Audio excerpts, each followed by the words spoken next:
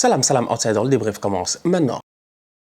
Le Real Madrid reprend la tête de la Liga. Attendez, non, il me semble que le Real Madrid est revenu à égalité avec le Barça. Cependant, je pense que c'est le goal average qui fait la différence. Le Real et le Barça sont à égalité aux têtes.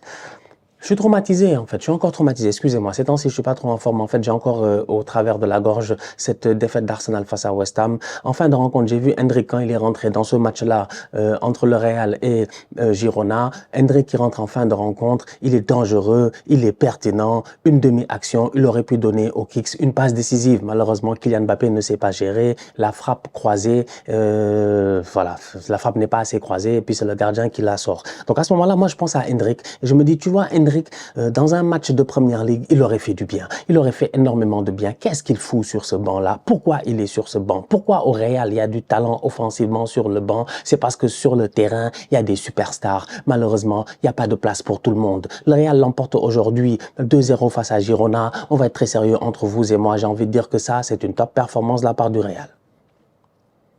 C'est une top performance de la part du Real.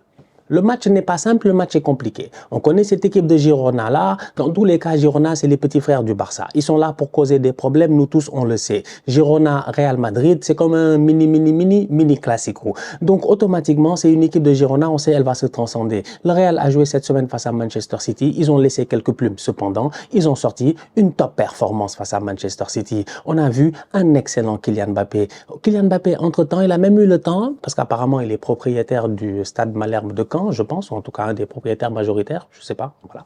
Il a eu le temps de partir, de discuter un peu avec les gens, de venir nous faire des phrases mythiques genre « le football nous a montré que rien n'est impossible », vous connaissez Mbappé, donc du coup il a le temps en 48 heures d'aller régler des problèmes personnels, de revenir, de jouer un match et de bien le jouer.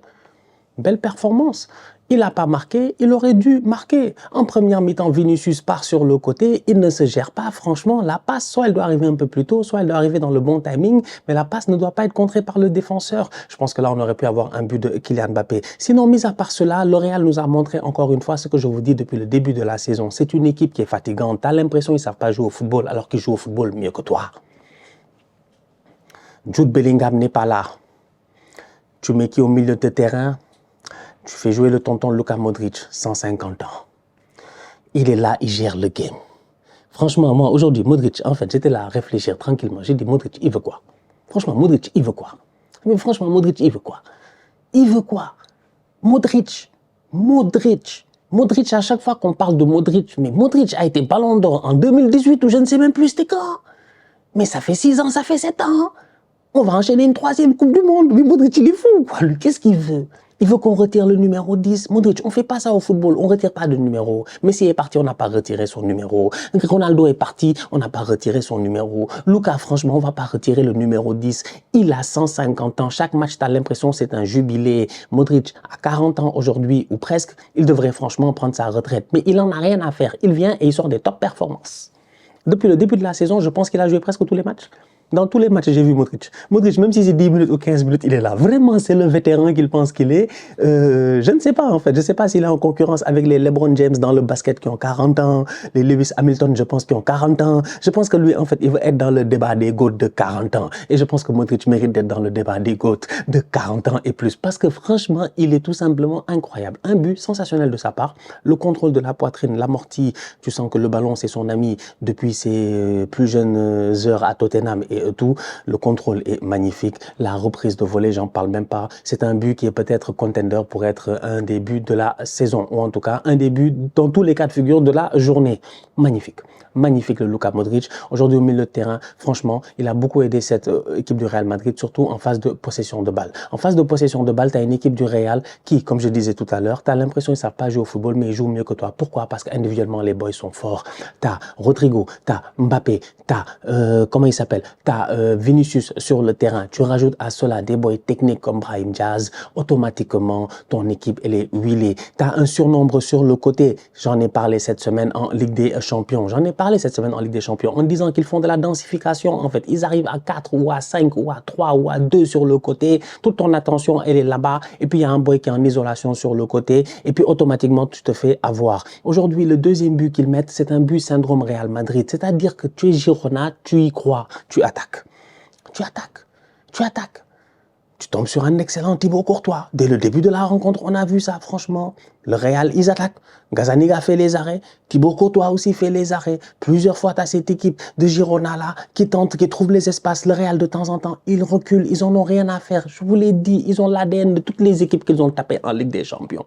Eux, ils ont le cholismo. Ils ont le gegenpressing de comment il s'appelle, de Liverpool et de Jürgen Klopp. Ils ont en fait tout quiconque, même les bails de défense à l'italienne là, quand ils ont tapé la Juve ici, on était présents en finale de Ligue des Champions, machin et tout cela. C'est pour dire en fait, ils savent, dans un match, le Real c'est un caméléon, tu sais pas. Donc pendant un moment donné dans le match, je te dis, ils sont en train de reculer. Peut-être Girona ils vont marquer, peut-être sur un malentendu Girona ils vont marquer, Girona va s'en sortir et tout. Tu vois, ils ont l'air de reculer, de laisser un peu plus le ballon à l'adversaire. C'est pour te tuer plus facilement. Contre-attaque du Real. À deux, ils ont tué toute une équipe. C'est Vinicius qui récupère le ballon. C'est Mbappé qui fait l'appel, il est hors-jeu. Il sait qu'il est hors-jeu. Il dit à Vini, donne-moi 2 secondes s'il te plaît frérot, je reviens en jeu. Mbappé, il revient en jeu. Vini, il donne à Mbappé. Mbappé, il cale le ballon. Il dit à Vini, fais ta course en profondeur. Vini lui dit, mais c'est évident, j'allais faire la course en profondeur. Il fait la course en profondeur. Ils font un 1-2 là-bas. Il lui donne, mais la passe de Mbappé, franchement, une passe à la pédrie. Ça, il faut pas avoir peur de le dire. C'est une excellente passe de la part de Kylian Mbappé. Le poids de la passe était magnifique. Le tempo de la passe était magnifique. Le timing de la passe était magnifique. Vinicius court derrière les défenseurs de Girona. Il vient, il dévie le ballon. C'est un but. Franchement, un but à deux. Un but à deux. Combien de fois cette saison je suis venu ici, j'ai dit que le Real, c'est une de leurs plus grandes forces en fait. T'as l'impression que l'équipe ne joue pas bien, que c'est compliqué, que machin et tout. Et puis, à deux, ils te tuent.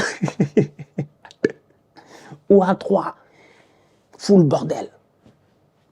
Aujourd'hui, ils ont gagné 2-0. Ils auraient pu gagner avec un peu plus de chance. Vinicius a eu pas mal d'occasions. Pour moi, il a fait un bon match. Enfin, il a marqué, il a touché le poteau. Il a été très intéressant.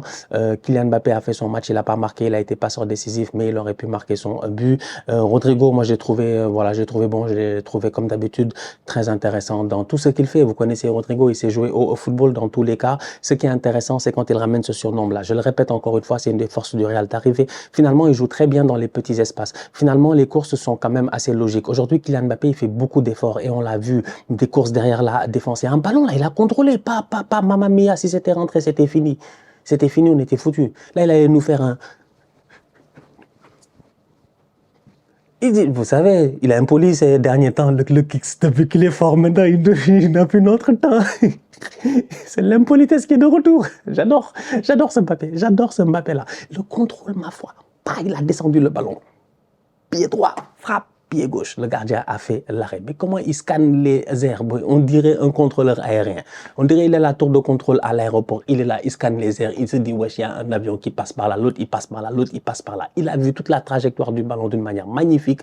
Le contrôle et la frappe sensationnelle. Donc, du coup, un très bon Kylian Mbappé. De bons mouvements de la part de cette équipe du Real Madrid là. Franchement, ça a été intéressant offensivement. Défensivement parlant, j'ai envie de parler de Alaba.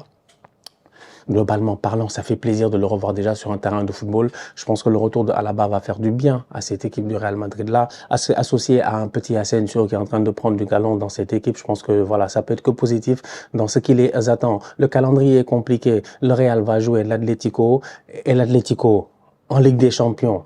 L'Atlético va jouer la semaine prochaine face à Bilbao en championnat. Tu me diras pourquoi il parle de Bilbao. Parce que Bilbao, il joue le titre. Ça n'intéresse personne, mais Bilbao, ils jouent le titre. C'est Bilbao, ils ont tapé je sais pas qui aujourd'hui, 7-1 là. C'est eux, ils jouent le titre. C'est eux, ils jouent le titre. Parce que Bilbao, ils sont là, ils sont tranquilles, ils sont posés. Vu le calendrier en Ligue des Champions, vu les compétitions qui attendent les gars en Ligue des Champions, en Copa del Rey et en championnat, c'est-à-dire les trois devant, l'Atlético, le Real et le Barça qui se battent pour le titre, il y en a un, il est à 6 points. Attention à lui. Je sais pas. Je sais pas. Attention à lui. Mais là, en ce moment, la rotation au niveau du Real, elle va être importante. Faire tourner un tout petit peu sa affaire, ça va être important. Et avoir aussi de la solidité défensive, ça va être important. Donc, du coup, ça fait du bien. Ça fait du bien de voir Rudiger, qu'on a vu cette semaine, déjà de retour, de voir Alaba de retour. Je pense que déjà, ces deux renforts-là, ça va leur faire énormément de bien. Et j'ai envie de finir avec, j'ai envie de dire les hommes de l'ombre. Ceballos et Camavinga, bonne rentrée, ils ont été pertinents, comme d'hab, sont gérés. Voilà. C'est dommage pour Girona. C'est dommage pour Girona, parce qu'ils ont eu pas mal de belles occasions, là, à un moment donné, ils auraient pu surprendre, mais que veux-tu? clean sheet du Real, parce qu'il y a Thibaut Courtois. C'est incroyable, ce championnat est très intéressant, très très chaud et très intéressant. J'ai hâte de voir la semaine prochaine ce que ça va donner. Et entre-temps, on se capte cette semaine pour la Copa del Rey. La famille, on se capte très bientôt pour une nouvelle vidéo. D'ici là, on continue à liker, on continue à partager, on s'abonne, on est ensemble, on reste en santé, c'est toujours le plus important. Tous outsiders.